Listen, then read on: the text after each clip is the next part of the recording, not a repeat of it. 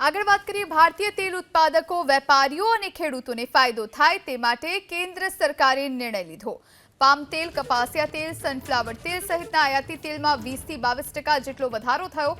5 થી 13% સુધી અલગ અલગ તેલમાં આયાત ડ્યુટી હતી, જે વધારીને 27 થી 35% કરાઈ છે। જો કે ગ્રાહકોને સસ્તું ખાદ્ય તેલ નહીં મળે, જેથી આગામી દિવસોમાં આયાતી તેલના ભાવમાં ભડકો થઈ શકે છે।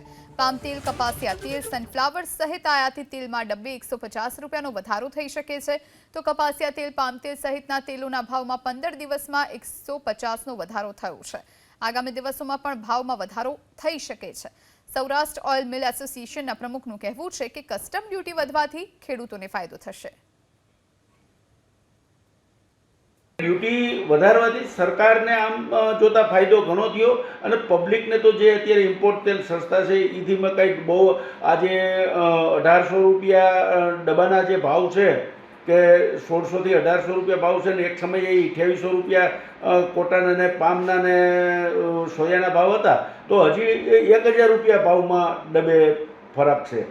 એટલે ખાનારોને કોઈ ફેર નથી પડતો। ફેર હા, ખાસ કરીને અત્યારે જે નવી સિઝન આવી રહી છે મગફળીની, અને એની અંદર જે ખેડૂતને જે આજે ચિંતાનો વિષય હતો કે અમારી જ્યારે મગફળી આવે ત્યારે ઘણા બધા ભાવ નીચા છે, તો આ ડ્યુટીનો વધારો કરવાનો આ વધારો એટલો બધો નથી, પણ એમ કે 18 થી 20%નો વધારો છે કિલોએ। એટલે જે 17% હતી 35% કરી, 13% હતી 27% કરી। એટલે આની અંદર મગફળી પકવતા ખેડૂતોને હવે એક હાશકારો થશે।